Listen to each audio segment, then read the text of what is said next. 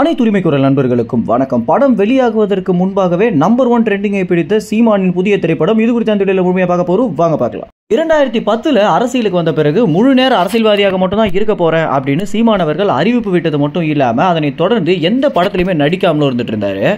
ரொம்ப நாளுக்கு பிறகு நாம் தமிழ் கட்சியுடைய நிர்வாகியான களஞ்சியம் அவர்கள் பார்த்தீங்கன்னா அவர் எடுக்க போற முந்திரிக்காடு அப்படின்ற திரைப்படத்துல சீமான் அவர்கள் காவல்துறை அதிகாரியாக ஒரு கேரக்டர் பண்ணணும் அப்படின்னு சீமானிடம் வெகு நாட்களாக கேட்டதாகவும் அதன் பேர்ல நாம் தமிழ் கட்சியுடைய நிர்வாகிகள் அனைவருமே வலியுறுத்தினதன் பேர்ல ஒரு வார கேப்ல பாத்தீங்கன்னா அந்த ஒரு ஷூட்டிங்கை சீமான் அவர்கள் முடிச்சு கொடுத்திருந்தாரு. இந்த ஒரு விஷயம் யாருமே எதிர்பாராத விதமாக தமிழ்நாட்டு மக்கள் மத்தியில ஒரு பெரிய ஆதரவை சீமானுக்கு கொடுத்திருக்கு அப்படின்னு தான் சொல்லி ஆகணும். இதனை தொடர்ந்து நாம் தமிழ் கட்சியுடைய நிர்வாகிகள் நிறைய பேர் சீமானுக்கு என்ன அறிவுரையாக சொல்ல ஆரம்பிச்சிருந்தாங்க அப்படின்னா, இந்த மாதிரி உங்களுடைய அரசியல் கொள்கைகளை படத்தின் மூலம் சொல்வதனால மக்களிடையே அதிக அளவில் சென்றடையும், எனவே நீங்க நிறைய படம் பண்ணணும் அப்படின்னு கேட்டுக்கிட்டாங்க அப்படின்னு சீமான் அவர்களே பாத்தீங்கன்னா பல பொதுக்கூட்டங்களையும் செய்தியாளர்கள் சந்திப்புலையும் சொல்லியிருந்தாரு. இந்த முந்திரிக்காடு திரைப்படத்துல சீமான் அவர்கள் நடிச்ச ஒரு கதாபாத்திரம் மக்களை அதிக அளவில் கவர்ந்ததாகவும் மக்கள் பாத்தீங்கன்னா சீமான் இந்த மாதிரி படத்தின் மூலம் அரசியல் பேசினாரு அப்படின்னா எம்ஜிஆர் படங்கள் போலவே பாக்குறதுக்கு ரொம்ப நல்லா இருக்கும் அப்படின்னும் சீமான் நிறைய படங்கள் பண்ணணும் அப்படின்னு மக்களே பாத்தீங்கன்னா மக்கள் கருத்து கணிப்புல சொல்லிட்டு வந்துட்டு இருந்தாங்க.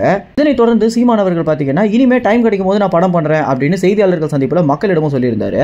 இப்படி போயிட்டு இருக்கும் போது 24 தேர்தல் ஏப்ரல் மாதம் முதல் வாரம் நடக்க போகுது அப்படின்ற ஒரு தகவல் கிடைச்சிருக்கு. 2023 மே மாதம் இணைய எழுச்சி பொதுக்கூட்டத்திலே சீமான் அவர்கள் பாத்தீங்கன்னா தமிழ்நாடு முழுக்க சுற்றுப்பயணம் மேற்கொள்ள போறேன், 24 தேர்தலுக்காக இப்பத்துல இருந்தே நாங்க தயாராக போறோம் அப்படின்னு சொல்லியிருந்தாரு. 24ல தான் தேர்தல் நடக்க போகுது அப்படின்ற விஷயம் சீமான் அவர்களுக்கு பாத்தீங்கன்னா முன்கூட்டியே ஒன்றியத்திலிருந்து தகவல் கிடைச்சிருக்கு அப்படின்னு சீமான் அவர்களே சொல்லியிருந்தாரு. அதற்கு கூட பாத்தீங்கன்னா எல்லா இடங்களையும் நமக்கும் ஆள் இருக்கு அப்படின்றத ரொம்பவே பெருமையாகவும் சீமான் சொல்லியிருந்தாரு.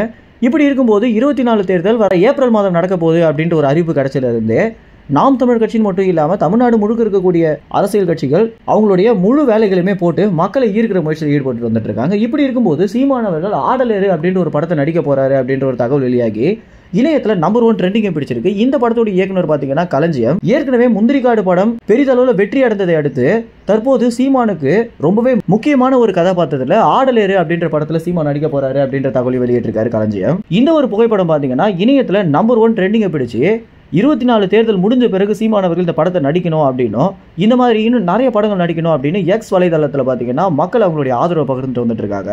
மேலும் இந்த தகவல் குறித்து என்ன நினைக்கிறீங்க அப்படின்ற உங்க கருத்துக்களை கமெண்ட்ஸ் தெரிவிங்க. நன்றி, வணக்கம்.